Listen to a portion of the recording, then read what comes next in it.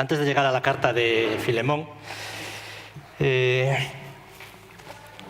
vamos a hacer un recorrido en la historia. Si tuviera que ponerle un título hoy a lo que voy a hablar, hablaría de una fe eficaz. ¿Qué es una fe eficaz? El siglo VII y VIII antes de Cristo fue una época muy interesante en la historia de Israel.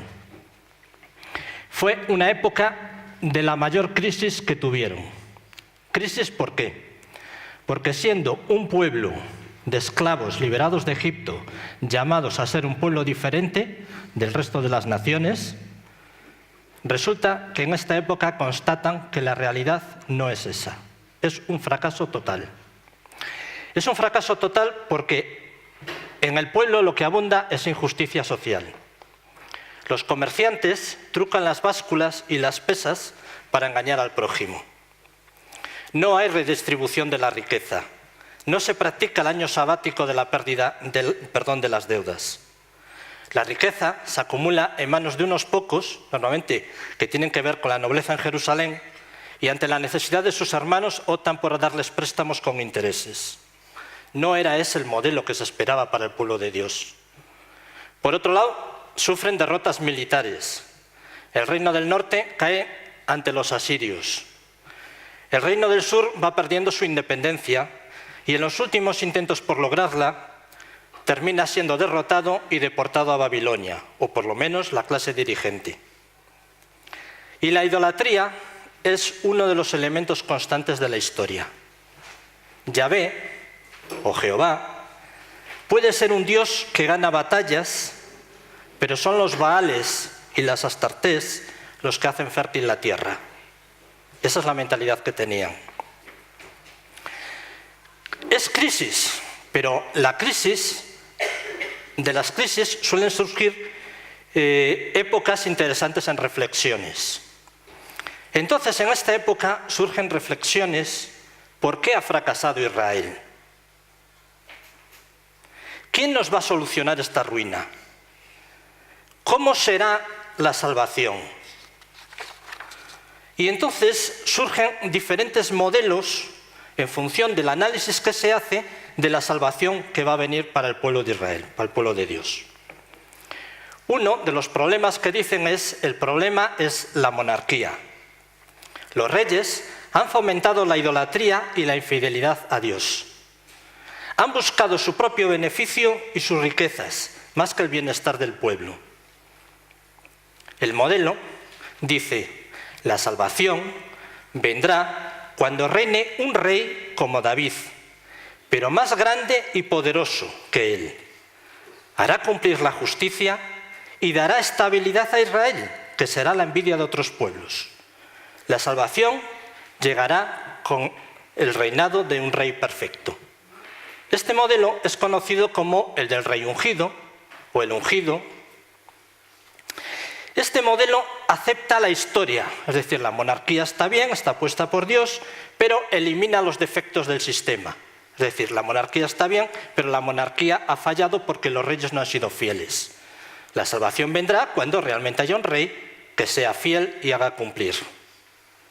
El modelo es más de lo mismo, aunque con un rey con un espíritu íntegro.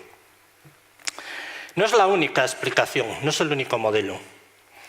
O para otros, el problema está en los extranjeros. No nos dejan vivir en paz con nuestras costumbres. Se aprovechan del esfuerzo de Israel y vienen, nos invaden, se llevan nuestras cosechas, destruyen nuestras ciudades y nuestro templo. Humillan y deportan al pueblo de Dios. El modelo dice: la salvación vendrá cuando Yahvé al frente de su pueblo y de sus ejércitos y de forma sobrenatural destruya a todos sus enemigos. Hombre, que también son los del pueblo. Modelo: el día de la ira de Yahvé. La salvación viene con la muerte y la destrucción de los otros, de los que nos causan problemas. En todas estas teorías que se elaboran, hay una que plantea una hipótesis un poco diferente. Dice: El fracaso viene por la forma de actuar de los siervos de Dios. Imponen, o lo intentan, por la fuerza la voluntad de Dios al pueblo, aunque eso pueda causar sufrimiento. Y el modelo dice, la salvación vendrá de un siervo dotado del Espíritu de Dios que no grita, que no alza su voz, ni se hace escuchar por las calles, que no rompe la caña ya quebrada, ni apaga la llama que humea, que proclama el dicho con la verdad, pero que abre los ojos de los ciegos, saca a los presos de la cárcel y lleva a la luz a los que viven en la oscuridad, aunque sin aspecto atractivo, sin lozanía, despreciado por la gente y habituado al sufrimiento. Un siervo que tampoco lo verá claro si ese sufrimiento sirve para algo, ya que pensará, en vano he trabajado, en viento y por nada he malgastado mis fuerzas. Este siervo cargará con los males del pueblo, sufrirá sus dolores, es maltratado y no abre su boca, es como un cordero arrastrado al sacrificio, no comete violencia, ni su boca habla mentiras, entrega su vida. Este es el modelo conocido como el siervo sufriente, que se encuentra en el libro de Isaías, en las canciones del siervo. Este modelo es diferente a los demás, porque cambia la comprensión de la forma de actuar de Dios. Dios actúa de otra forma en la historia. Anuncia el fracaso de la lógica retributiva en el que cada uno sufre las consecuencias de sus actos. La salvación va a venir porque un inocente elige cargar con la maldición y la culpa de otro para convertirlo en justo. ¿Habéis pillado el modelo? Es bastante explícito. Vale. Problema.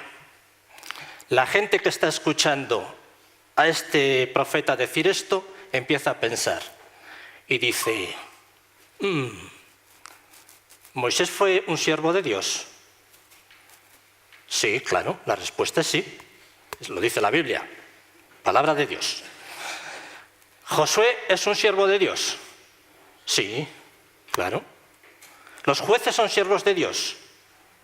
Sí, de alguna manera sirven al interés de Dios. ¿Samuel es un siervo de Dios? Sí. ¿David? ¿Elías? ¿Eliseo? ¿Cuántos de ellos coinciden con este modelo? Ninguno. ¿Veis el problema? Todos son siervos de Dios, pero ninguno de ellos encaja con este. Así que los otros profetas o la gente que está oyendo a este profeta le dice, tú eres un iluso. Eso es una utopía, eso no funciona, ni va a funcionar nunca. Así que el propio profeta incluye en las canciones del siervo una frase que dice, ¿quién se fió de lo que decíamos? ¿Quién ha creído a nuestro anuncio? Vale, diríamos, son modelos diferentes y si nosotros en nuestra mentalidad occidental diríamos, bueno, pues ¿cuál de ellos es el correcto? Esta no es la mentalidad de los escribas de la época. Ellos recogen todas las profecías que hay y las plasman en un libro. Las tenemos todas metidas en los libros de los profetas. ¿Cómo entendían esto los judíos cuando leían el texto? Bueno, algunos intentaban explicar que podía ser una persona que vendría, algunos apuntaban a lo mejor que fue Ciro el que devolvió esto, pero no había un consenso en la explicación del modelo. Entre otras cosas, porque la canción del siervo dice que tú eres mi siervo Israel. Es decir, que el pueblo es el siervo. Así que eso no encajaba para nada. No había explicación a ello. 600 años después, hay un funcionario de la corte de Etiopía que se va de excursión o de viaje turístico a Jerusalén. Visita Jerusalén, ve el templo, los edificios y se compra un bestseller para llevarse a su tierra. ¿Qué bestseller había en la época? El libro de Isaías. Así que se carga con un rollo del libro de Isaías. Y cuando va en su viaje de vuelta hacia su tierra, lo va leyendo. Llega a las canciones del siervo, el modelo del siervo. Y hay un hombre que se le acerca, que nosotros sabemos que se llama Felipe, y le pregunta, ¿entiendes lo que lees? Y dice, ni idea. Esto, a ver, ¿de quién habla este? ¿Del profeta? ¿De sí? ¿De otro o qué? Y entonces Felipe le empieza a explicar, le empieza a hablar de Jesús. Y le dice, mira, Jesús fue un rabino que quiso obedecer y agradar a Dios. Y rechazó la tentación de apoyar su ministerio en el poder económico, en el poder religioso o en el poder político.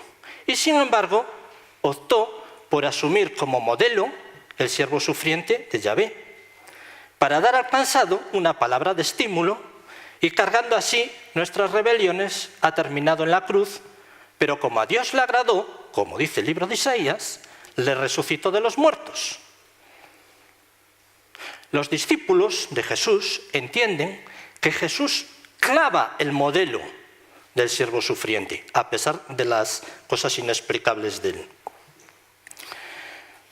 Mateo también lo dice, Mateo 12:15. Bueno, tengo las citas por aquí, si alguno luego interesa, me las puede pedir.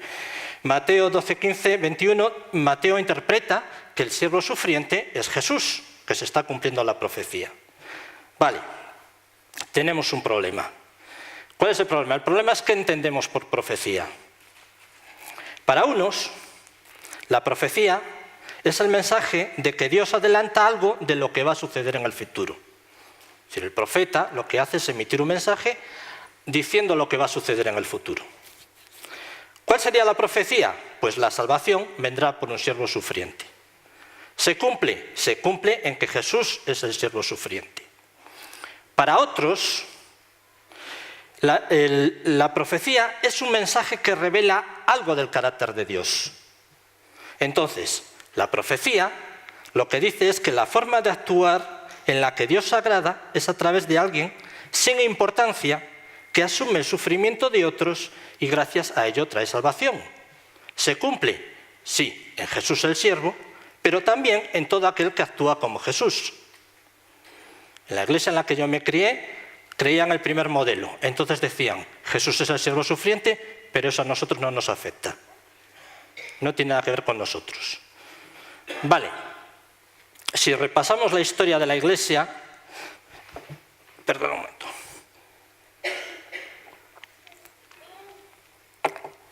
Si repasamos la historia de la iglesia, ya que estamos con los 500 años de la Reforma, miramos a Lutero, Calvino y Zwinglio y podemos decir, ¿son siervos de Dios? Sí, claro. Son siervos de Dios porque son personas que llevaron la Biblia al pueblo, hicieron que el pueblo la leyera y le dieron una importancia y sirvieron a Dios en los propósitos de ellos. Ahora, si hacemos la segunda pregunta, ¿son Lutero, Calvino y Zwinglio siervos según el modelo del siervo sufriente de Yahvé? Los que conocemos la historia sabemos que no. Lutero, Zwinglio y Calvino se apoyaron en el poder político para su ministerio, a diferencia de Jesús. Al apoyarse en el poder político, Lutero tuvo que apoyar a los príncipes frente a los campesinos. Zwinglio apoyó al gobierno de la ciudad para ahogar a los anabatistas que se querían rebautizar, les ahogaban en el río. Y Calvino, si pensabas diferente de Calvino, vale más que fueras poniendo tierra por el medio. Tenías problemas con la ley. ¿Son los únicos modelos del siglo XVI? No. Hay un señor desconocido, un joven, porque tenía 20 años alrededor, que se llamaba Dirk Willems. Esto es lo bueno que tiene tener un hijo holandés. Dirk Willems es un chaval de 20 años que se convierte. Es anabatista y se bautiza. ¿Qué pasa? Que por haberse bautizado, le detienen y le meten en la cárcel. Pero él es muy habilidoso, entonces con sus ropas hace una cuerda y se descuelga por una ventana y se escapa de la cárcel. Los soldados le van persiguiendo y cruza un lago helado. un canal, que en Holanda hay muchos, un canal helado. Como ha pasado tanta hambre en la cárcel, pesa poco y pasa sobre el hielo sin problemas, pero el soldado que viene detrás a punto de cogerle, al pasar sobre el hielo, se hunde, se rompe y se hunde. ¿Qué hace Dirk? Pues se va el domingo siguiente a la reunión y cuenta su testimonio. Él acaba de vivir un cruce del Mar Rojo. Los carros del faraón se han hundido en la mar y Dios le ha dado salvación. Eso sería lo que haría yo. Dirk no hizo eso. Dirk dio la vuelta y ayudó a salir al soldado.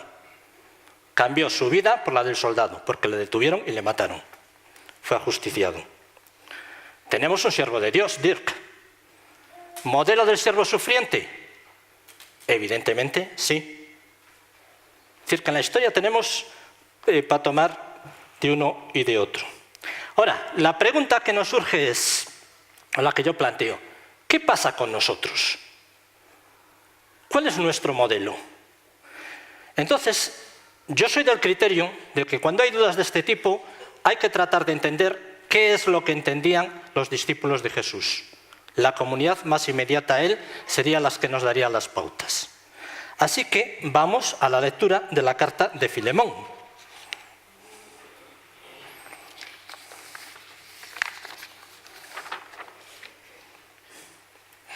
Dice, Pablo, encarcelado por causa de Jesucristo, y el hermano Timoteo, a nuestro querido amigo y colaborador Filemón, y a toda la iglesia que se reúne en su casa, en especial a la hermana Apia y Arquipo, compañero nuestro de lucha. Que Dios, nuestro Padre y Jesucristo el Señor, os concedan gracia y paz. En mis oraciones me acuerdo siempre de ti y doy gracias a Dios, al oír hablar del amor y la fe que profesas a Jesús, el Señor, y a todos los creyentes.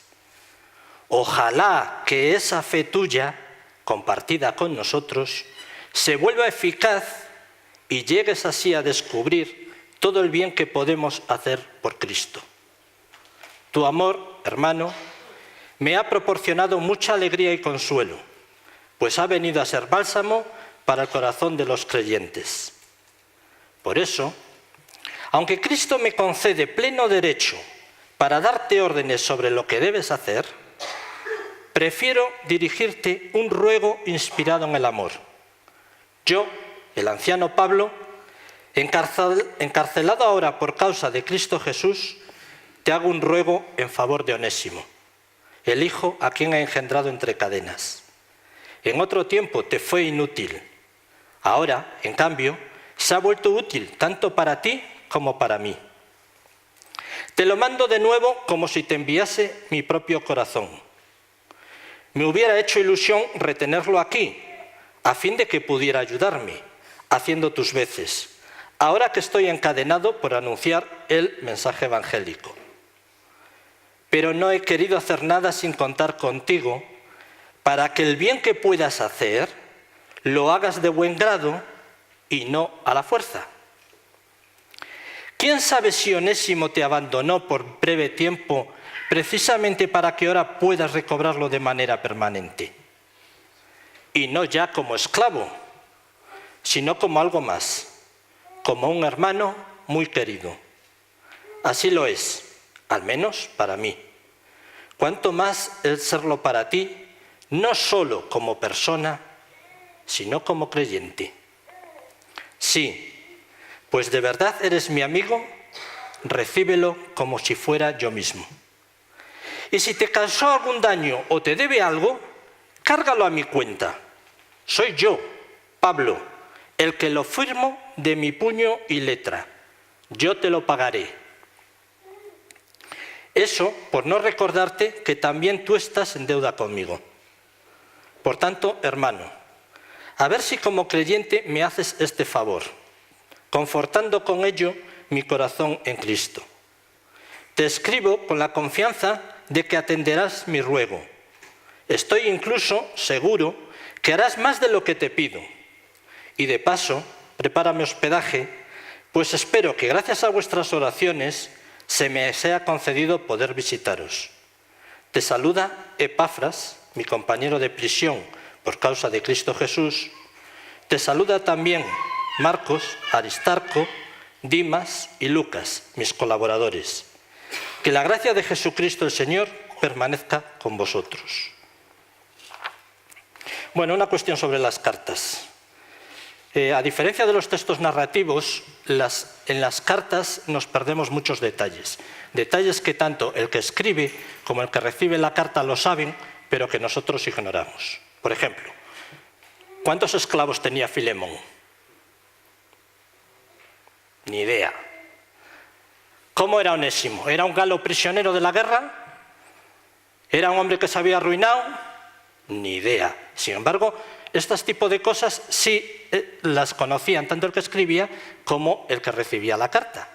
Entonces la carta no se nos ha quedado aquí, en la Biblia, no se nos ha quedado por eso que falta, y que es lo que muchas veces nos llama más la curiosidad, lo que más nos llama la atención. Se nos quedan por otros elementos, y esto es lo que voy a sugerir, que es por lo que tenemos la carta aquí.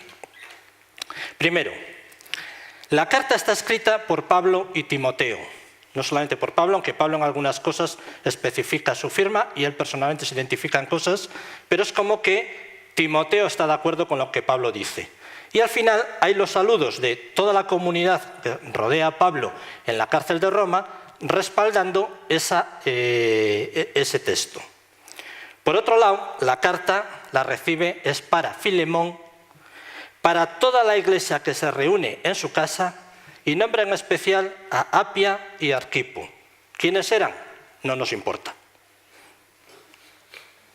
De hecho, si miráis la tradición, sí hay explicaciones de quién era cada uno de ellos, y depende del calendario católico o el ortodoxo, estas personas están en el santoral, una fecha y su historia. Pero a lo que vamos no nos interesa. Llamo la atención sobre la frase «a la iglesia que se reúne en tu casa». El cristianismo primitivo se vivía en el entorno del hogar, de la familia. El hogar era el lugar donde se juntaban para comer, para celebrar la cena del Señor, para escuchar la enseñanza de los apóstoles y para orar.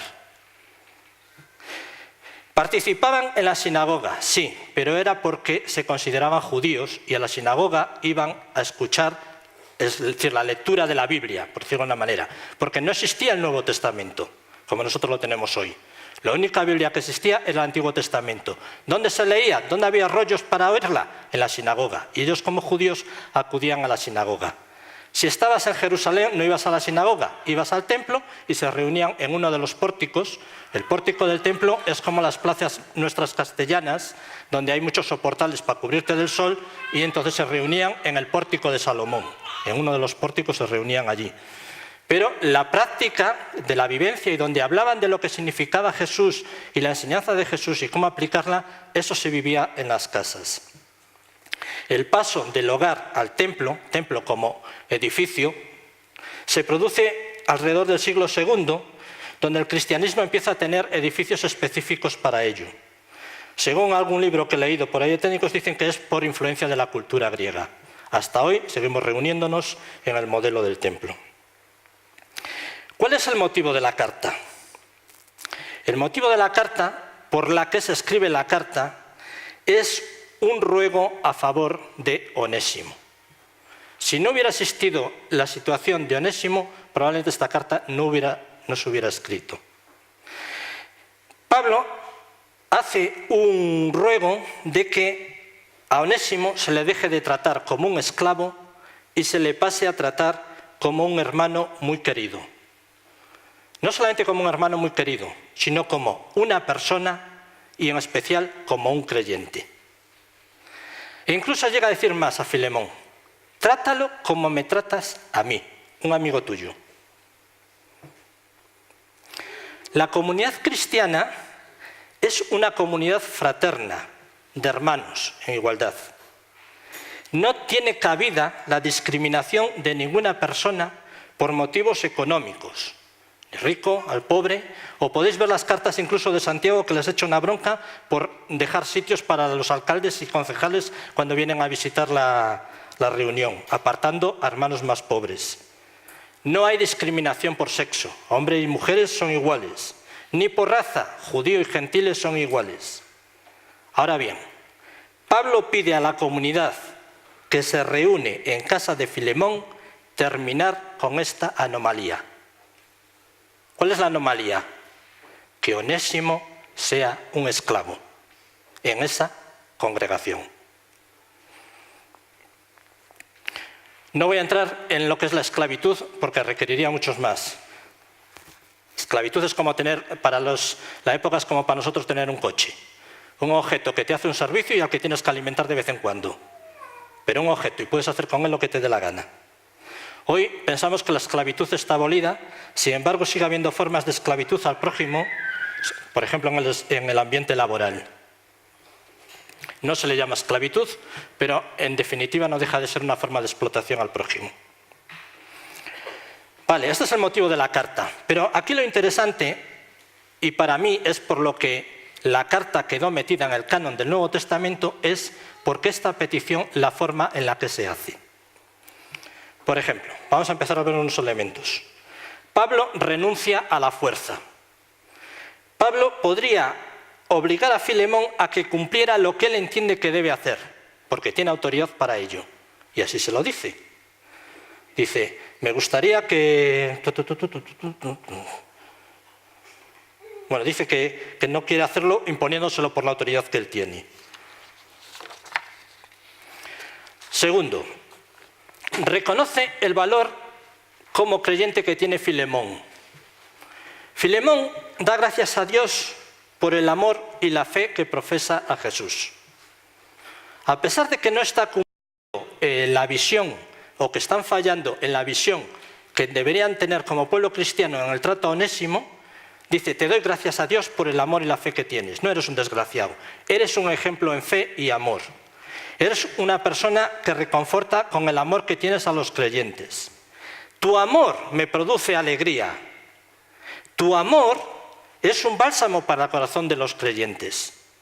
Y eres generoso, Filemón. Estoy seguro que vas a hacer más de lo que yo te pida.